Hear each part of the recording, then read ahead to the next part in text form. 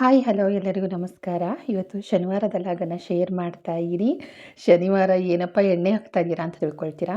ರಾತ್ರಿ ಹಪ್ಳ ಮತ್ತು ಸಂಡಿಗೆ ಎಲ್ಲ ಕರೆದಿದೆ, ಅದ್ರ ಎಣ್ಣೆನ ಬಗ್ಗಿಸ್ಕೊಳ್ತಾ ಇದ್ದೀನಿ. ಏನು ಒಂಚೂರು ಏನೂ ಆಗೋದಿಲ್ಲ, ಮತ್ತು ಅದೇ ಎಣ್ಣೆಲೆ ಕರಿಯೋಕ್ಕೆ ಹೋಗೋದಿಲ್ಲ. ಇದನ್ನು ಅಡುಗೆಗೆ ಯೂಸ್ ಮಾಡ್ಕೊಳ್ಳೋಣ ಅಂತ ರೆಡಿ ಮಾಡ್ಕೊಳ್ತಾ ಇದ್ದೀನಿ. ಇವತ್ತು ಕಾಯಿ ದೋಸೆ ಮಾಡ್ತಾ ಇದ್ದೀನಿ, ಜೊತೆಗೆ ಕುಂಬಳಕಾಯಿ ಪಲ್ಯ, ಜೊತೆಗೆ ಕಾಯಿ ದೋಸೆ ಸಖತ್ತಾಗಿ ಕಾಂಬಿನೇಷನು. ಕುಂಬಳಕಾಯಿ ಪಲ್ಯ ರೆಸಿಪಿನ ಆಲ್ರೆಡಿ ತೋರಿಸಿದ್ದೀನಿ, ಮತ್ತೇನು ತೋರ್ಸೋಕೆ ಹೋಗೋದಿಲ್ಲ. ಕಾಯಿ ದೋಸೆ ಹೇಗೆ ಮಾಡ್ತೀನಿ, ಅದಕ್ಕೆ ಏನೆಲ್ಲ ಹಾಕ್ತೀನಿ ಅಂತಲೂ ತೋರಿಸ್ತೀನಿ. ಬನ್ನಿ ವಿಡಿಯೋ ಶುರು ಮಾಡೋಣ. ವಿಡಿಯೋ ಇಷ್ಟ ಆದಲ್ಲಿ ಒಂದು ಲೈಕ್ ಕೊಡಿ, ಹೊಸ್ದಾಗಿ ನೋಡ್ತಾ ಇರೋರು ಸಬ್ಸ್ಕ್ರೈಬ್ ಮಾಡ್ಕೊಳ್ಳಿ. ನಿಮ್ಮ ಅನಿಸಿಕೆ ಅಭಿಪ್ರಾಯಗಳನ್ನು ಕಾಮೆಂಟ್ ಹಾಕಿ ಅಂತ ಹೇಳ್ತಾ ವೆಲ್ಕಮ್ ಟು ಕೆಂಪೀಸ್ ಕಿಚನ್. ಎಣ್ಣೆ ಎಲ್ಲ ಬಗ್ಸಿದ್ದಾಯಿತು. ಈಗ ಉಳಿದಿರೋ ಎಣ್ಣೆ ವೇಸ್ಟ್ ಆಗುತ್ತಲ್ವ, ಸುಮ್ಮನೆ ಎಲ್ಲ ಬಚ್ಚಲಿಗೆ ಹೋಗುತ್ತೆ, ಸಿಂಕಿಗೆ ಹೋಗುತ್ತೆ. ಅದಕ್ಕೆ ನೀಟಾಗಿ ಬಟ್ಟೆ ತೊಗೊಂಡು ಅದನ್ನು ಒರೆಸ್ಕೊಂಡು ಕಬ್ಬಿಣದ ಬಾಣಲೆಗೆ ನೀಟಾಗಿ ಆ ಎಣ್ಣೆನ ಸ್ಪ್ರೆಡ್ ಮಾಡ್ತಾಯಿದ್ದೀನಿ. ನೀಟಾಗಿ ಸ್ಪ್ರೆಡ್ ಮಾಡಿ ಕಬ್ಬಿಣದ ಬಾಣಲೆಲ್ಲ ಎತ್ತಿಟ್ಟಿದ್ದೀನಿ. ಮತ್ತು ಬಾಣಲೆಲ್ಲ ತೊಳೆಯೋಕೆ ಹಾಕ್ಬಿಟ್ಟು ಮುಂದಿನ ಕೆಲಸನ ಶುರು ಮಾಡ್ಕೊಳ್ತಾ ಇದ್ದೀನಿ. ನೋಡ್ತಾ ಇದ್ದೀರಾ ಬಾಣಲೆ ಎಷ್ಟು ಪಳಪಳ ಅಂತ ಹೊಳಿತಾ ಇದೆ ಮಾತ್ರ. ಯಾವಾಗಲಾದರೂ ಅಷ್ಟೇ ಎಣ್ಣೆ ಏನಾದರೂ ಬಾಣಲೆನಲ್ಲಿ ಮೆತ್ಕೊಂಡಿದ್ರೆ ಈ ಥರ ಒಂದು ಬಟ್ಟೆಗೆ ಹದ್ಕೊಂಡು ಇಟ್ಕೊಂಬಿಡಿ. ಇಲ್ಲ ಒಂದು ಚಪಾತಿ ಕಲ್ಲಿಗೋ, ರೊಟ್ಟಿ ಕಲ್ಲಿಗೋ, ದೋಸೆ ಕಲ್ಲಿಗೋ ಸವರೋಕ್ಕಾಗುತ್ತೆ. ಇಲ್ಲ ಅಂತಂದರೆ ಕಬ್ಬಿಣ ಬಾಣಲೆಗಳಿಗೆ ಹಚ್ಬಿಡಿ, ಎಣ್ಣೆ ವೇಸ್ಟ್ ಆಗೋದಿಲ್ಲ. ಸಾಮಾನ್ಯವಾಗಿ ನಮ್ಮಂಥ ಹೆಣ್ಮಕ್ಳು, ಅದರಲ್ಲೂ ಮದುವೆ ಆಗಿರೋ ಹೆಣ್ಮಕ್ಳುಗಳು ಈ ಸಣ್ಣ ಪುಟ್ಟ ವಿಚಾರದಿಂದನೇ ಉಳಿತಾಯ ಮಾಡೋದಕ್ಕೆ ಶುರು ಮಾಡ್ತಾರೆ, ಹೌದಲ್ವಾ? ತೆಂಗಿನಕಾಯಿ ನೋಡಿಬಿಟ್ಟು ಏನು ಈ ಥರ ಯೆಲ್ಲೋ ಕಲರ್ ಆಗಿದೆ, ಕಾಯಿ ಹಾಳಾಗಿದೆ ಅಂದ್ಕೋಬೇಡಿ. ಇದು ಪೂಜೆ ಮಾಡಿದೆ ಅಲ್ವಾ, ಪೂಜೆ ಮಾಡಿರ್ಬೇಕಾದ್ರೆ ತೆಂಗಿನಕಾಯಿಗೆ ಅರಿಶಿನ ಕುಂಕುಮ ಇಡ್ತೀನಿ, ಅದ್ರಲ್ಲಿ ಅರಿಶಿನ ಸ್ಪ್ರೆಡ್ ಆಗಿಬಿಟ್ಟು ಆ ಥರ ಆಗಿದೆ. ಬನ್ನಿ ತೆಂಗಿನಕಾಯಿ ದೋಸೆಗೆ ಅಂತಂದ್ಬಿಟ್ಟು ತೆಂಗಿನಕಾಯಿ ಎಲ್ಲ ಸಣ್ಣಗೆ ಹೆಚ್ಚಿಟ್ಕೊಳ್ತಾ ಇದ್ದೀನಿ. 2 ಗ್ಲಾಸ್ ಅಕ್ಕಿನ ರಾತ್ರಿ ನೆನೆ ಹಾಕಿದೆ. ಅದಕ್ಕೆ ಒಂದು ಅರ್ಧ ಹಿಡಿಯಷ್ಟು ಉದ್ದಿನ ಕಾಳು, ಒಂದು ಸ್ವಲ್ಪ ಮೆಂತ್ಯ, ಸ್ವಲ್ಪ ಕಡಲೆಬೇಳೆ ಇಷ್ಟನ್ನು ರಾತ್ರಿ ನೆನೆ ಹಾಕಿ ಬೆಳಗ್ಗೆ ಎದ್ದು ಇದನ್ನು ರುಬ್ತಾ ಇರೋದು. ಇದನ್ನು ರುಬ್ಬಿದ ತಕ್ಷಣವೇ ಅದನ್ನು ಮಾಡ್ಕೋಬೋದು. ಮತ್ತು ಒಂದು ಓವರ್ ನೈಟ್ ಬಿಡಬೇಕು ಅಂತ ಏನಿಲ್ಲ. ರಾತ್ರಿ ನೆನೆ ಹಾಕೋದು, ಉದ್ದಿನ ಕಾಳು, ಕಡಲೆಬೇಳೆ, ಸ್ವಲ್ಪ ಮೆಂತ್ಯ, 2 ಗ್ಲಾಸ್ ಅಕ್ಕಿನ. ಇದಕ್ಕಿಂತ ಮೆಜರ್ಮೆಂಟ್ ಅಂತ ಬೇಕಾಗಿಲ್ಲ. ನಿಮ್ಮ ಕೈಯಲ್ಲಿ ಒಂದು ಅರ್ಧ ಹಿಡಿ ಉದ್ದಿನ ಕಾಳು ಹಾಕಿದ್ರೆ ಸಾಕು. 1 ಸ್ಪೂನ್ ಕಡಲೆಬೇಳೆ ಆಯಿತಾ, ಒಂದು 1/4 ಸ್ಪೂನ್ ಮೆಂತ್ಯ ಹಾಕಿದ್ರೆ ಸಾಕು. 1 ಹೋಳಷ್ಟು ತೆಂಗಿನಕಾಯಿನ ತೊಗೊಂಡಿದ್ದೀನಿ, ದೊಡ್ಡ ಹೋಳು 1 ಹೋಳು. ಅದನ್ನು ಅಕ್ಕಿ ಜೊತೆಗೆ ಮಿಕ್ಸ್ ಮಾಡಿಕೊಂಡು ನೈಸಾಗಿ ಪೇಸ್ಟ್ ಮಾಡ್ಕೋಬೇಕು.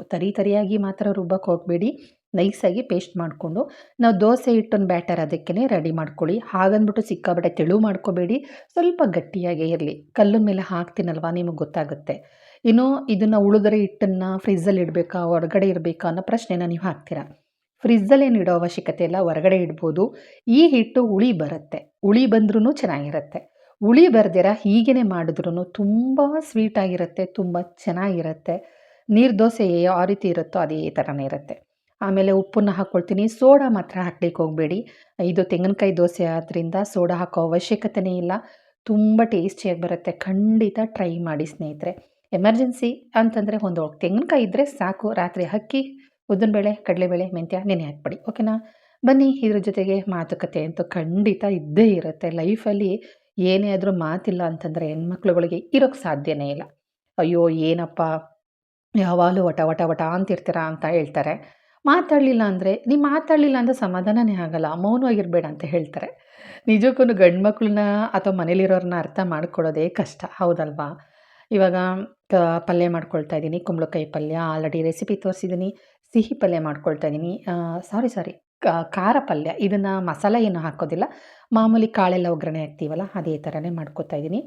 ನಾನೇನು ಮಾಡಿದೆ, ಇದನ್ನು ಕುಂಬಳಕಾಯಿನ ಹಾಗೆ ಇಟ್ಟಿದ್ದೆ. ಇದಕ್ಕೆ ಕಡಲೆ ಇದು ಏನಪ್ಪ ಹುರ್ಗಡ್ಲೆ ಮತ್ತು ಎಳ್ಳು ಎಲ್ಲನೂ ಹುರಿದ್ಬಿಟ್ಟು ಹಾಕಿ, ಬೆಲ್ಲ ಹಾಕಿ, ಕೊಬ್ಬರಿ ಹಾಕಿ ಸ್ವೀಟ್ ಮಾಡ್ಕೊಳ್ಳೋಣ, ಹಲ್ವಾ ಥರ ಮಾಡ್ಕೊಳ್ಳೋಣ ಅಂತ. ಬಟ್ ಅದು ಏನೋ ಆಗಿ ಏನೋ ಆಯಿತು, ಹಾಗಾಗಿ ಪಲ್ಯ ಮಾಡೋವಂಥ ಸ್ಥಿತಿ ಬಂತು. ಬನ್ನಿ ಎಲ್ಲ ಮನೆ ಕೆಲಸಗಳನ್ನು ಮಾಡ್ಕೊಳ್ತಾ ಈ ಒಂದು ಸಂಪ್ರದಾಯವಾಗಿ ಈಗ ಹಬ್ಬಗಳು ಬರ್ತಾನೇ ಇದೆ. ಈಗ ವರಮಹಾಲಕ್ಷ್ಮಿ ಹಬ್ಬ ಆಗಿರ್ಬೋದು, ಶ್ರಾವಣ ಮಾಸ ಶುರುವಾಯಿತು ಅಂತಂದರೆ, ಆಷಾಢ ಕಳೀತು ಅಂದರೆ ಹಬ್ಬಗಳ ವಾರನೇ ವಾರ.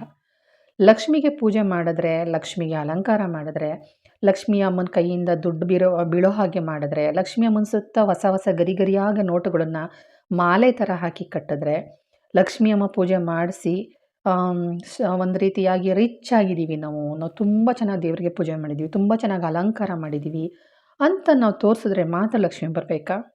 ಹೇಳ್ಕೋಬೇಕು ಅಂತಂದರೆ ತೊಡೆ ಮರೆಯಲ್ಲಿ ಊಟ ಮಾಡು, ಎಲೆ ಮರೆಯಲ್ಲಿ ಬಾಳು ಬದುಕು. ನಾವು ಬಾಳ್ತಿರೋದನ್ನು ಯಾರ ಕಣ್ಗೂ ಕಾಣಬಾರ್ದು. ನಮ್ಮ ಜೀವನದಲ್ಲಿ ನಾವು ಏನು ಬಾಳ್ತಿದ್ದೀವಿ ಅಂತ ನಮಗೆ ಮಾತ್ರ ಗೊತ್ತಾಗಬೇಕು. ಅದು ಇನ್ನೊಬ್ಬರು ತೋರ್ಸೋಕ್ಕೋಸ್ಕರ ನಾವು ಬದುಕಬಾರ್ದು. ತೊಡೆ ಮರೇಲಿ ಊಟ ಮಾಡಿದ್ರೆ ನಮ್ಮ ಕಣ್ಣೆಸರು ಕಾಲ್ದೋಳು ಅದು ಇದು ಏನೂ ಆಗಲ್ಲ, ಯಾರ ದೃಷ್ಟಿನೂ ಬೀಳಲ್ಲ ಅಂತ ದೊಡ್ಡವರು ತೊಡೆ ಮರೇಲಿ ಊಟ ಮಾಡು, ಎಲೆ ಮೇಲೆಲೆ ಬಾಳು ಬದುಕು ಅಂತ ಹೇಳ್ತಾರೆ. ಲಕ್ಷ್ಮಿ ಅಂದ ತಕ್ಷಣನೇ ಎಷ್ಟೋ ಜನನ ಮನೆಯಲ್ಲಿ ನೋಡಿದ್ದೀನಿ, ಬೆಳ್ಳಿ ಚೊಂಬೆ ಹಾಕಬೇಕು, ಬೆಳ್ಳಿ ದೀಪನೇ ಆಗಬೇಕು, ಬೆಳ್ಳಿ ಮುಖವಾಡನೇ ಹಾಕಬೇಕು, ಗಂಡನ ಹತ್ರ ಜಗಳ ಆಡಿಕೊಂಡು, ಅಮ್ಮನ ಹತ್ರ ಜಗಳ ಮಾಡಿಕೊಂಡು ತರಿಸ್ಕೊಂಡಿರೋದು ಉಂಟು. ಲಕ್ಷ್ಮಿ ಅಂದ ತಕ್ಷಣವೇ ಒಂದು ತಂಬಿಗೆ ಒಂದು ಕಳಸ. ಲಕ್ಷ್ಮಿ ಅಂತಂದ್ರೇ ಕಳಸ. ನನ್ನ ತಾಯಿನ ಫೋಟೋ ಇಟ್ಟು ವಿಗ್ರಹ ಇಟ್ಟು ಕರೀಲೇಬೇಕು ಅಂತೇನಿಲ್ಲ. ನಾವು ಲಕ್ಷ್ಮಿನ ಕಳಸದ ರೂಪದಲ್ಲೂ ಕರಿಬೋದು. ಸಾಂಪ್ರದಾಯಿಕವಾಗಿ ಪುರೋಹಿತರನ್ನು ಕರೆಸಿ ನಾವು ಪೂಜೆ ಮಾಡಿದ್ರೂ ಆ ಪುರೋಹಿತರು ಕರೆಕ್ಟಾಗಿ ಯಾವುದೂ ತಪ್ಪಿಲ್ದಿರ ಮಂತ್ರವನ್ನು, ಅಷ್ಟೋತ್ತರವನ್ನು ಒಂದು ಸ್ಪಷ್ಟವಾಗಿ ಯಾವುದೂ ತಪ್ಪಿಲ್ದಿರ ಹೇಳಿರ್ತಾರೆ ಅಂತ ಏನು ಗ್ಯಾರಂಟಿ? ಹೌದಲ್ವಾ? ಒಂದು ತಿಳ್ಕೊಳ್ಳಿ, ನಮ್ಮಮ್ಮ ಏನು ಮಾಡ್ತಾಯಿದ್ರು ಅದನ್ನು ಮಾಡಿ. ಯಾವುದೇ ಕಾರಣಕ್ಕೂ ಹೊಸ ಸಂಪ್ರದಾಯವನ್ನು ಹುಟ್ಟಾಕಕ್ಕೆ ಹೋಗಬೇಡಿ. ಲಕ್ಷ್ಮಿ ಬರೋದು ಯಾವಾಗ ಆಗುತ್ತಾ? ಮನೆಯಲ್ಲಿ ಹೆಣ್ಮಕ್ಳನ್ನಾಗಲಿ ಗಂಡು ಮಕ್ಕಳನ್ನಾಗಲಿ ಬಾಯಿ ಬಂದಾಗ ಬೈಬಾರ್ದು. ಅದು ಗಂಡನ ರೂಪದಲ್ಲಿರಲಿ, ಅತ್ತೆ ಮಾವ ರೂಪದಲ್ಲಿರಲಿ, ಮಕ್ಕಳು ರೂಪದಲ್ಲಿರಲಿ, ಮನೆ ಕೆಲಸಗಾರರ ರೂಪದಲ್ಲಿರಲಿ, ಖಂಡಿತ ಬೈಯಕ್ಕೆ ಹೋಗಬೇಡಿ. ವರಮಹಾಲಕ್ಷ್ಮಿ ಹಬ್ಬದ ದಿನ ಒಂದೇ ದಿನ ಬೈಬೇಡಿ ಅಂತ ಹೇಳ್ತಾ ಇಲ್ಲ, ಪ್ರತಿದಿನವೂ ಬೈಬಾರ್ದು. ವರಮಹಾಲಕ್ಷ್ಮಿ ಹಬ್ಬದ ದಿನ ಒಂದಿನ ನಾನು ಯಾರಿಗೂ ಬೈಯಲ್ಲಪ್ಪ, ಲಕ್ಷ್ಮಿ ಹೊಲಿತಾಳೆ, ಖಂಡಿತ ಹೊಲಿಯೋದಿಲ್ಲ. ಮಾತೆತ್ತರೆ ಸಾಕು ಮಕ್ಕಳು ತಲೆಗೆ ಹೊಡೆಯೋದು, ಹೌದಲ್ವಾ? ಆಮೇಲೆ ಮಾತೆತ್ತರೆ ಸಾಕು ಕೆಲವರು ಮೂದೇವಿ, ಮುಂಡೆದೆ, ದರಿದ್ರ, ಅನಿಷ್ಟ, ಶನಿಗೇಡಿ ಈ ಪದಗಳನ್ನು ಗಂಡ ಆಗಿರೋನು ಬಳಸ್ತಾರೆ, ಹೆಂಡತಿ ಆಗಿರೋರು ಬಳಸ್ತಾರೆ, ಮಕ್ಕಳಿಗಂತೂ ಬಳಸ್ತಾರೆ ಇದನ್ನು, ಹೌದಲ್ವಾ? ಮಕ್ಕಳನ್ನಾಗಿರೋದಕ್ಕೆ ಬಿಡಿ. ಅಲ್ಲಿ ತುಳಿಬೇಡ, ಇದನ್ನು ಮುಟ್ಟಬೇಡ, ಅದು ಕೊಳೆ ಆಗುತ್ತೆ, ಅದು ಒಡೆದೋಗುತ್ತೆ, ಅದೆಲ್ಲ ಹಾಳಾಯಿತು, ಮನೆಯೆಲ್ಲ ಗಲೀಜು ಮಾಡಿದೆ, ಇದನ್ನು ಬಿಟ್ಬಿಡಿ. ಮನೆಯಲ್ಲಿ ನಾವು ಯಾವತ್ತು ಮಕ್ಕಳನ್ನ ಕಟ್ಟಾಕ್ತೀವೋ ಲಕ್ಷ್ಮಿ ಅಲ್ಲೇ ನಿಂತೋದ್ಲು ಅಂತಲೇ ಅರ್ಥ. ಮಕ್ಕಳನ್ನ ಯಾವತ್ತೂ ಫ್ರೀ ಬಿಟ್ಟು ನೋಡಿ. ಕಸ ಗುಡಿಸಿದ್ರೆ ಒರೆಸ್ಕೋಬೋದು, ಗುಡಿಸ್ಕೋಬೋದು, ಮನೆ ಗಲೀಜು ಮಾಡಿದ್ರೆ ಒರೆಸ್ಕೋಬೋದು. ಮನೆಯಲ್ಲಿ ಯಾವುದೇ ಗಾಜು, ಚಾಕು, ಆಮೇಲೆ ಪಿನ್ನು, ಸೂಜಿ, ಮೊಳೆ ಈ ಥರ ವಸ್ತುಗಳನ್ನ ಮಕ್ಕಳು ಕೈ ಹಿಡ್ದೆ ಸಿಗದೇ ಇರೋ ನೋಡ್ಕೊಳ್ಳಿ. ಎಸ್ಪೆಷಲಿ ಸಣ್ಣ ಸಣ್ಣ ಬಾಟ್ಲು ಮುಚ್ಚಳಗಳು, ಆಮೇಲೆ ದುಡ್ಡು ಕಾಯಿನ್ ಇರುತ್ತಲ್ಲ ಆ ಥರದವು ಮಕ್ಕಳು ಕೈಗೆ ಸಿಗದೇ ಇರೋ ನೋಡ್ಕೊಳ್ಳಿ. ಟ್ಯಾಬ್ಲೆಟ್ಗಳು ಮಕ್ಕಳು ಕೈ ಸಿಗದೇ ಇರೋ ನೋಡ್ಕೊಳ್ಳಿ. ಮಕ್ಕಳು ಕೈಗೆ ಎಟ್ಕೋ ಹಾಗೆ ಮಡಗ್ಬಿಟ್ಟು ಅದನ್ನು ನುಂಗ್ದಂಥ ಕಾಲಕ್ಕೆ ನುಂಗ್ಬಿಟ್ರು ಅಂತಂದ್ಬಿಟ್ಟು ಹೆಂಡ್ತಿ ಬೈಯೋದು, ಮಕ್ಕಳಿಗೆ ಹೊಡೆಯೋದು, ಮಕ್ಕಳನ್ನ ಒಂದ್ಸಲ ತಪ್ಪು ಮಾಡಿಬಿಟ್ಟ ಅಂತ ಪದೇ ಪದೇ ಅದೇ ಮಾತಿಂದ ಹೊಡೆಯೋದು ಖಂಡಿತ ಮಾಡೋದಕ್ಕೆ ಹೋಗಬೇಡಿ. ಇನ್ನೊಂದು ವಿಚಾರವನ್ನು ಏನಂತ ಹೇಳ್ತೇನೆ ಅಂತಂದರೆ, ಆ ಮನೆಯಲ್ಲಿ ಹೆಣ್ಮಕ್ಳಾಗಲಿ ಗಂಡು ಮಕ್ಕಳಾಗಲಿ ಇಬ್ಬಿಬ್ಬರಿತ್ತು ಅಂತಂದರೆ, ಏ ಒಣಕ್ಲ, ಏ ಡುಮ್ಮ ಬಾರೋ ಇಲ್ಲಿ, ಏ ಒಣಕ್ಲ ಬಾರ ಇಲ್ಲಿ, ಏ ಡುಮ್ಮ ಬಾರ ಇಲ್ಲಿ, ಏ ಕರಿಯ, ಏ ಬಿಳಿಯ, ಏ ಕೆಂಚಿ, ಏ ಕೊರ್ಕಿ, ಏ ಮೋಟಿ, ಈ ಥರ ಮಾತುಗಳಿಂದ ಹೆಣ್ಮಕ್ಳನ್ನ ಗಂಡು ಮಕ್ಕಳನ್ನ ಕರೀತಾರೆ. ನಿಜ ಈ ತಪ್ಪನ್ನೆಲ್ಲ ನಾವು ಮಾಡ್ತಾಯಿದ್ರೆ ನಮ್ಮನೆ ಮಹಾಲಕ್ಷ್ಮಿನ ನಾವೇ ಕಾಲಲ್ಲಿ ಒದ್ದಂಗೆ ಆಗಲ್ವಾ?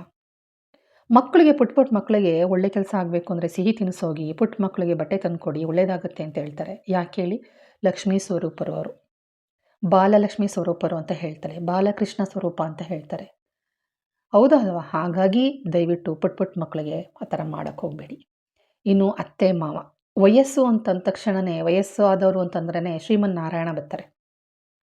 ದಯವಿಟ್ಟು ವಯಸ್ಸಾಗಿರೋರಿಗೆ ಅತ್ತೆ ಮಾವನಿಗೆ ಏನೂ ಅನ್ನೋಕ್ಕೆ ಹೋಗಬೇಡಿ. ಅವ್ರು ಬೈತಾ ಇದ್ದರೆ ಸುಮ್ಮನೆ ಆಗಬೇಡಿ. ಕೋಪ ರೋಷ ಎಲ್ಲ ಬರುತ್ತೆ. ಸಾಕಿರೋದು ನಮ್ಮ ಅಪ್ಪ ಅಮ್ಮ, ನಾನು ಅನ್ನಿಸ್ಕೋಬೇಕಾ, ದುಡಿತಿರೋ ನನ್ನ ಗಂಡ ನಾನು ಅನ್ನಿಸ್ಕೋಬೇಕು ಅನ್ನೋದು ಬರುತ್ತೆ. ಒಂದು ವಾರ ಈ ಪ್ರಯತ್ನ ಮಾಡಿ. ಏನೇ ಬೈದರೂ ಸೈಲೆಂಟಾಗಿ ಹಲ್ಲು ಕಚ್ಕೊಂಡು ಇದ್ಬಿಡಿ. ಒಂದು ವಾರ ಆದಮೇಲೆ ಅವರೇ ಅಂದ್ಕೊಳ್ತಾರೆ, ಎಷ್ಟು ಬೈದ್ರೂ ಇದು ಮಾತಾಡ್ತಾ ಇಲ್ಲ, ನಾವು ಯಾಕೆ ಬೈದು ಬಾಯಿನೂ ಇಸ್ಕೋಬೇಕು ಅಂತ ಅವರೇ ಸೈಲೆಂಟ್ ಆಗಿಬಿಡ್ತಾರೆ. ಇಷ್ಟೇ ಅತ್ತೆ ಮಾವನ ಮದ್ದು. ಅತ್ತೆ ಮಾವನ ಬೈಯೋಕ್ಕೆ ಹೋಗಬೇಡಿ. ನಮ್ಮ ಜೀವನದಲ್ಲಿ ನಾವು ಏಳ್ಗಾಗಕ್ಕೆ ಸಾಧ್ಯನೇ ಇಲ್ಲ. ಅರ್ಥ ಆಯ್ತಾ? ಇದನ್ನೆಲ್ಲವನ್ನು ಮಾಡಿದಾಗ ಮಾತ್ರ ನಮ್ಮ ಮನೆಗೆ ಮಹಾಲಕ್ಷ್ಮಿ ಬರೋದು. ಮಹಾಲಕ್ಷ್ಮಿ ಕಸ ಗುಡಿಸಿದ್ರೆ ಬರಲ್ಲ, ಒರೆಸ್ಬಿಟ್ರೆ ಬರೋದಿಲ್ಲ, ಹೊರ್ಟೋಗ್ಬಿಡ್ತಾಳೆ ಮನೆ ಒರೆಸ್ಬಿಟ್ಟು ಗುಡಿಸ್ಬಿಟ್ರೆ. ಆ ಥರ ಅಲ್ಲ. ಹೊಸ ಬಟ್ಟೆ ಹಾಕ್ಕೊಂಡ್ರೆ ಮಹಾಲಕ್ಷ್ಮಿ ಬರೋದಿಲ್ಲ. ಹಳೆ ಬಟ್ಟೆ ಆದ್ರೂ, ಹರಿದೋಗಿರೋ ಬಟ್ಟೆ ಆಗಿದ್ರೂ ಒಗೆದು ಹಾಕೋ, ಹರಿದೋಗಿರೋದನ್ನ ಹೊಲ್ದು ಹಾಕೋ, ಕೊಳೆಯಾಗಿರೋದನ್ನ ಒಗೆದು ಹಾಕೋ ಅಂತ ಹೇಳ್ತಾಳವಳು. ಕೊಳಕ್ತನ ಮಾಡಬೇಡ, ಭಗವಂತ ಬಡತನ ಕೊಟ್ಟಿದ್ದಾನೆ, ಕೊಳಕ್ತನ ಕೊಟ್ಟಿಲ್ಲ ಅಂತ ಹೇಳ್ಕೊಡ್ತಾಳೆ. ಅದೇ ಮಹಾಲಕ್ಷ್ಮಿ ಪವಾಡ ಅಂದರೆ ಸ್ನೇಹಿತರೆ. ಹಾಗಾಗಿ ಹಬ್ಬಗಳು ಬರ್ತಾ ಇದೆ. ಶ್ರಾವಣ ಮಾಸ ಮಾಡೋರು ಮನೆ ದೇವರು ಕುಲದೇವ್ರದ್ದೆಲ್ಲ ಮಾಡ್ತಾಯಿದ್ದಾರೆ. ಜೋಪಾನ ಇವನ್ನೆಲ್ಲವನ್ನು ಫಾಲೋ ಮಾಡ್ಕೊಂಡು ಬನ್ನಿ. ಅರ್ಥ ಆಯ್ತಾ? ಚಿನ್ನ ಬೆಳ್ಳಿ ಬಂಗಾರದಿಂದನೇ ಲಕ್ಷ್ಮಿನ ಕರಿಬೇಕಾಗಿಲ್ಲ. ಮುತ್ತೈದಿನ 5 ಜನ ಮುತ್ತೈದಿಯರನ್ನು ಕರೆದು ಅರ್ಶಿನ ಕುಂಕುಮ ಕೊಟ್ಟು ಅವ್ರಿಗೆ ನಿಜ ಅರ್ಶಿನ ಕುಂಕುಮ ಕೊಟ್ಟು ಒಂದು ಹಳ್ಳು ಹೂ ಕೊಟ್ಟರೆ ಲಕ್ಷ್ಮಿ ಬಂದಂಗೆ ಅವ್ರಿಗೆ ಫುಲ್ಲು ಸಂಪೂರ್ಣವಾಗಿ ಇರೋರು ಕೊಡ್ತಾರೆ. ಇಲ್ಲೇದವರು ಖಂಡಿತ ಬೇಜಾರು ಮಾಡ್ಕೋಬೇಡಿ.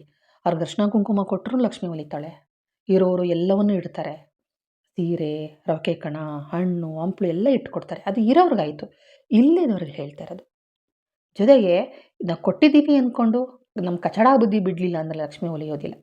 ಬನ್ನಿ ಸ್ವಲ್ಪ ಪೇಟೆಗೆ ಹೋಗಿದೆ, ಸಾಮಾನು ತಗೊಂಡು ಬಂದಿದ್ದೆ. ಅದೆಲ್ಲ ತೋರಿಸ್ತೀನಿ. ಇದು ನನ್ನ ಜೋಳಿಗೆ.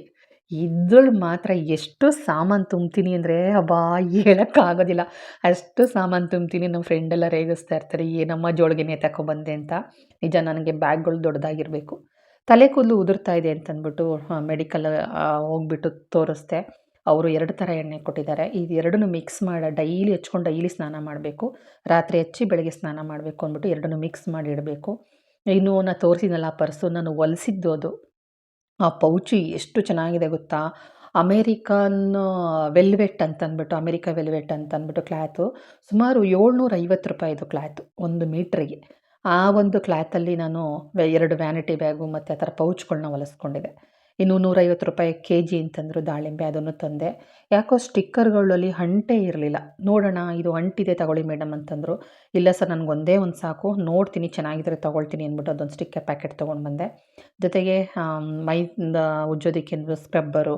ಮನೆಯವರು ಸ್ವಲ್ಪ ಸಿಕ್ಕಾಪಟ್ಟೆ ಒರಟು, ಮಕ್ಕಳು ಸ್ಮೂತು, ಹಾಗಾಗಿ ಸ್ಮೂತಾಗಿರೋದನ್ನು ಮಕ್ಳಿಗೋಸ್ಕರ ತೊಗೊಂಡು ಬಂದಿದ್ದೀನಿ. ದೇವ್ರ ಮನೆಗೆ ಹಾಸೋದಕ್ಕೆ ಒಂದು ಮ್ಯಾಟ್ ಬೇಕಾಗಿತ್ತು, ಕೂತ್ಕೊಂಡು ಜಪ ಮಾಡೋದಕ್ಕೆ, ಪೂಜೆ ಮಾಡೋದಕ್ಕೆಲ್ಲ. ರೆಡ್ ಕಲರ್ ಮ್ಯಾಟ್ ಕೇಳಿದೆ, ಬಟ್ ಯಾಕೋ ಅದು ಸರಿ ಕಾಣಿಸ್ಲಿಲ್ಲ. ಅದಕ್ಕೋಸ್ಕರ ಇದನ್ನು ತೊಗೊಂಡು ಬಂದೆ. ₹100 ಅಂತ ಹೇಳಿದರು, ಹಾಗಾಗಿ ತೊಗೊಂಡು ಬಂದಿದ್ದೀನಿ. ಪೇಟೆಗೆ ಹೋದ್ರೆ ನಿಜಕ್ಕೂ ಏನೋ ತಗೋಬೇಕು ಅಂದ್ಕೊಂಡು ಹೋಗಿರ್ತೀನಿ. ತೊಗೊಬೇಕಾಗಿರೋದೇ ಮರ್ತ್ಕೊಳ್ತೀನಿ. ಇರಲಿ ಬಿಡಿ, ನಮಗಿವೆಲ್ಲ ಬೇಕಾಗಿರೋದೇ, ಯಾವುದೂ ಬೇಡವಾಗಿರೋದಿಲ್ಲ. ಇನ್ನು ಸುಮಾರು 3 ವರ್ಷಗಳ ನಂತರ ನಾನು ಕ್ಲಿಪ್ಪನ್ನು ತಗೋತಾ ಇದ್ದೀನಿ. 3 ವರ್ಷ ಆಗಿತ್ತು ನಾನು ತಲೆ ಕ್ಲಿಪ್ ತಗೊಂಡು. ಹಳೆಯ ಕ್ಲಿಪ್ಪೇ ನಂಗೆ ಸಿಕ್ಕಾಪಟ್ಟೆ ಯೂಸ್ ಆಗಿತ್ತು. ಹಾಗಾಗಿ ಈ ಸಲ ನಾನು ನಮ್ಮ ಫ್ರೆಂಡ್ ಹೋಗಿದ್ದು. ಆ ಕ್ಲಿಪ್ಗಳು ಸುಮಾರು 14 ಕ್ಲಿಪ್ಪುಗಳು ತೊಗೊಂಡು ಬಂದೆ. ಎಲ್ಲದಕ್ಕೂ ₹10 ಅಂತ ಹೇಳಿದರು. ತಗೊಂಡು ಬಂದಿದ್ದೀನಿ. ಹಾಗೆ 2 ಟವಲ್ಲು. 2 ಟವಲ್ ತೊಗೊಂಡು ಬಂದಿದ್ದೀನಿ. ತುಂಬ ಚೆನ್ನಾಗಿದೆ ಸ್ನೇಹಿತರೆ. ಬಜಾರಲ್ಲಿ ತೊಗೊಂಡಿದ್ದು, ರೋಡ್ ಸೈಡಲ್ಲಿ ಬಜಾರ್ ಹಾಕಿರ್ತಾರಲ್ಲ ಅದ್ರಲ್ಲಿ ತೊಗೊಂಡಿದ್ದು. ₹140 ಒಂದೊಂದು ಟವಲಿಗೆ. 2 ಸೈಕಾಗಿದೆ. ಎಷ್ಟು ಚೆನ್ನಾಗಿ ನೀರು ಅಬ್ಸರ್ವ್ ಮಾಡ್ಕೊಳ್ಳುತ್ತೆ ಗೊತ್ತಾ? ಇದು ಯಾವ ಲಿಂಕನ್ನು ಕೇಳಬೇಡಿ. ಯಾಕೆಂದರೆ ಹೊರಗಡೆ ಪರ್ಚೇಸ್ ಜಾಸ್ತಿ ನಾನು ಮಾಡೋದು, ಆನ್ಲೈನಲ್ಲಿ ಮಾಡೋದು ತುಂಬ ಕಡಿಮೆ. ಆಯಿತಾ? ತುಂಬ ಅಂದರೆ ತುಂಬ ಚೆನ್ನಾಗಿದೆ. ಬಜಾರುಗಳಲ್ಲಿ ನೋಡಿ ತಗೊಳ್ಳಿ. ಯಾಕೆಂದರೆ ಪಾಲಿಸ್ಟರು ಮತ್ತು ಸಿಲ್ಕ್ ಮಿಕ್ಸ್ ಆಗಿರೋ ಟವಲ್ ಕೊಟ್ಬಿಡ್ತಾರೆ. ನಾನು ಸಾಕು ತೊಗೊಂಡು ಮೋಸ ಹೋಗಿದ್ದೀನಿ. ಅದು ನೀರನ್ನು ಎಳ್ಕೊಳ್ಳೋದಿಲ್ಲ. ಹಾಗೆ ಹೇಳಿದ್ನಲ್ಲ, ಇದು ಮಾಪು. ಇದು ನನ್ನ ಫ್ರೆಂಡು ನಾನು ಬಳಸೋದು ಇದೇನೆ, ತುಂಬ ಚೆನ್ನಾಗಿದೆ ತಗೋ. ನೀನು ಯಾಕೆ ₹300 ಕೊಡೋ ಮಾಪ್ ತಗೋತೀಯ ಅಂದ್ಬಿಟ್ಟು ಲಾಸ್ಟಿಗೆ ಅವಳು ಇದು ತೆಗೆದುಕೊಟ್ಲು. ಬಳಸೋದಕ್ಕೆ ಶುರು ಮಾಡಿದ್ದೀನಿ. ತುಂಬ ಚೆನ್ನಾಗಿ ನೀರನ್ನು ಅಬ್ಸರ್ವ್ ಮಾಡ್ಕೊಳ್ಳುತ್ತೆ. ಚೆನ್ನಾಗಿದೆ ಮಾಪು. ಹಾಗೆ ಆನ್ಲೈನಲ್ಲಿ ಪರ್ಚೇಸ್ ಮಾಡಿದೆ ಒಂದು ಸ್ಪ್ಯಾಚುಲ. ಬೇಕಂತಲೇ ತೊಗೊಂಡಿದ್ದು, ನೋಡುವ ಬಳಸುವ ಅಂತ. ಯಾಕೆಂದರೆ ಇತ್ತು ಮನೆಯಲ್ಲಿ. ಅದು ಎಲ್ಲಿ ಹೋಯಿತೋ, ಮನೆ ಖಾಲಿ ಮಾಡ್ಬೇಕಾದ್ರೆ ಎಲ್ಲಿ ಬೀಳಿಸ್ಬಿಟ್ನೋ ಏನೋ ಗೊತ್ತಿಲ್ಲ. ಅದು ಕಣ್ಣು ಮರೆಯಾಗಿ ಹೊರಟೋಗಿದೆ. ಈ ಸ್ಪ್ಯಾಚುಲ ತುಂಬ ಇಂಪಾರ್ಟೆಂಟ್ ನನಗೆ ಯೂಸ್ ಆಗೋದು ಅಂತಂದರೆ ಇಡ್ಲಿ ತೆಗಿಯೋದಕ್ಕೆ. ಅದಕ್ಕೋಸ್ಕರ ತರಿಸ್ದೆ. ಯಾಕೆಂದರೆ ಸ್ಪೂನಲ್ಲಾದರೆ ಪಾತ್ರೆನ ಕರ ಕರ ಅಂತ ಕೆರೆದು ತೆಗಿಬೇಕು. ಇದಾದರೆ ಹಾಗಲ್ಲ. ಏನು ಒಂಚೂರು ನೀರಜ್ಜಿ ತೇವ ಮಾಡ್ಕೊಂಡು ಹಿಂಗೆ ಇಡ್ಲಿ ತೆಗೆದ್ರೆ ಕ್ಲೀನಾಗಿ ಬಂದುಬಿಡುತ್ತೆ. ಅದಕ್ಕೋಸ್ಕರ ಒಂದಕ್ಕೆ ಇನ್ನೊಂದು ಫ್ರೀ ಇತ್ತು ಅಮೆಝಾನಲ್ಲಿ. ಹಾಗಾಗಿ ಈ ಸ್ಪ್ಯಾಚುಲಗಳನ್ನು ತಗೊಂಡಿದ್ದೀನಿ. ಹಾಗೆಯೇ ನನ್ನ ಮೊಬೈಲ್ ಬ್ಯಾಕ್ ಕವರ್ ತುಂಬ ಇಷ್ಟ ಆಗಿ ನಾನು ತಗೊಂಡೆ. ಮೊದಲು ಈ ಬ್ಯಾಕ್ ಕವರ್ ಇತ್ತು. ಏನಾಗಿಲ್ಲ, ಇದು ಚೆನ್ನಾಗಿದೆ. ಬಟ್ ಯಾಕೋ ಹೋದ ತಕ್ಷಣ ಇದು ಇಂಟ್ರೆಸ್ಟ್ ಆಗಿತ್ತಲ್ವ. 3 ತಲೆಯ ಸಿಂಹದ ಗುರುತು, ಹಾಗಾಗಿ ತಗೊಂಡೆ. ಸಖತ್ತಾಗಿದೆ ಅದು. ಆಮೇಲೆ ಜೊತೆಗೆ ಗೊರಿಲ್ಲಾ ಗ್ಲಾಸ್ ಹಾಕಿಸ್ಬೇಕಾಗಿತ್ತು. ಅದಕ್ಕೋಸ್ಕರ ಅದನ್ನು ಸಹ ಚೇಂಜ್ ಮಾಡಿಸಿ ₹150 ಆಯಿತು. ಈ ಬ್ಯಾಕ್ ಕವರ್ ಬಂದ್ಬಿಟ್ಟು ₹80. ಕವಿತಾ ಟೆಲಿಕಾಮ್, ಅಟ್ಟಿಮರಮ್ಮ ದೇವಸ್ಥಾನದ ಹತ್ರ, ಚಿಕ್ಕಮಗಳೂರಲ್ಲಿ ತಗೊಂಡಿದ್ದು. ತುಂಬ ಚೆನ್ನಾಗಿದೆ. ಇಷ್ಟನ್ನು ತೊಗೊಂಡು ಬಂದಿದ್ದಾಯಿತು. ಸ್ನೇಹಿತರೆ, ಇಷ್ಟು ನನ್ನ ಇವತ್ತು ಪರ್ಚೇಸಿಂಗ್ ಇತ್ತು. ಇವತ್ತಿನ ಮಾತುಕತೆ ಏನು ಅನ್ನಿಸ್ತು ಖಂಡಿತ ಕಮೆಂಟ್ ಹಾಕಿ. ದಯವಿಟ್ಟು ಯಾವುದೇ ಆಗಲಿ, ಲಕ್ಷ್ಮಿ ತಾನು ಹೊಲಿಯೋದು ಮಕ್ಕಳಲ್ಲಿ, ಹಿರೀಕರಲ್ಲಿ ನಾವು ಯಾವತ್ತು ಗೌರವ ಕೊಡ್ತೀವೋ ಆಗ್ಲೇ ಮನೆಯಿಂದ ಹೊರಗಡೆ ಲಕ್ಷ್ಮಿ ಏನೇ ಕೊಟ್ಟರು ಹೊರಟೋಗ್ತಾಳೆ ಅಂತ ಅನ್ನೋದಿಲ್ಲ. ಮನೇಲಿ ಹಸೋ ಹುಸ್ಸೋ ಅಂದ್ಕೊಂಡು ಯಾರು ಒಂದು ಅನ್ನ ಕೇಳ್ತಾ ಇದ್ದಾರೆ ಅಂತಂದರೆ ಮುಸ್ಸಂಜೆ ಟೈಮು ನಾನು ಕೊಡಲ್ಲ ಅನ್ನೋದಕ್ಕೆ ಹೋಗಬೇಡಿ. ಮುಸ್ಸಂಜೆ ಟೈಮ್ ಆದರೂ ಪರವಾಗಿಲ್ಲ, ಬನ್ನಿ ಅಂದ್ಬಿಟ್ಟು ಹೊರಗಡೆ ಆದರೂ ಸರಿ ಕೂರಿಸಿ ಅವ್ರಿಗೆ ಊಟ ಹಾಕಿ ಕಳಿಸಿ. ಯಾರೋ ಬಂದು ನಿಮ್ಮನ್ನು ₹1 ಕೊಡಮ್ಮ ಅಥವಾ ಒಂದು ಇಡ್ಲಿ ತಿನ್ಸಮ್ಮ ಅಂತಂದರೆ ಹಿಂದೆ ಮುಂದೆ ನೋಡೋಕ್ಕೆ ಹೋಗಬೇಡಿ. ಖಂಡಿತ ತೊಗೊಂಡೋಗಿ ತಿನ್ನಿಸಿ ಕರ್ಕೊಂಬನ್ನಿ. ಯಾಕೆಂದರೆ ಕೆಲವೊಂದು ಸಲ ನನಗೆ ಹೊಟ್ಟೆ ಹಸಿತಾ ಇದೆ ಅಂತ ಕೇಳ್ತಾರೆ, ಕೈ ದುಡ್ಡು ಕೊಟ್ಬಿಟ್ಟು ಹೋಗ್ತೀವಿ. ಆ ತಪ್ಪನ್ನು ಖಂಡಿತ ಮಾಡೋಕ್ಕೆ ಹೋಗಬೇಡಿ. ಅರ್ಥ ಆಯಿತು ಅಂತ ನಾನು ಅಂದ್ಕೊಳ್ತೀನಿ. ಮನೆಗೆ ಬರೋವಂಥ ನಾದಿನಿಯರನ್ನ, ಅತ್ತಿಗೆದಿರನ್ನ ಖಂಡಿತವಾಗ್ಲೂ ಪ್ರೀತಿ ವಿಶ್ವಾಸದಿಂದ ಮಾತಾಡಿಸಿ. ವರಮಹಾಲಕ್ಷ್ಮಿ ಹಬ್ಬದಲ್ಲಿ ತುಂಬ ಬದಲಾವಣೆಗಳಾಗುತ್ತೆ. ಅದನ್ನು ಹಬ್ಬದ ದಿನನೇ ಬದಲಾಯಿಸ್ಕೋಬೇಡಿ. ಹಬ್ಬಕ್ಕಿಂತ ಮುಂಚಿತವಾಗಿ ಬದಲಾವಣೆಗಳನ್ನ ಶುರು ಮಾಡ್ಕೊಳ್ಳಿ ಅಂತ ಹೇಳ್ತಾ ವಿಡಿಯೋ ಮುಗಿಸ್ತಾ ಇದ್ದೀನಿ. ಥ್ಯಾಂಕ್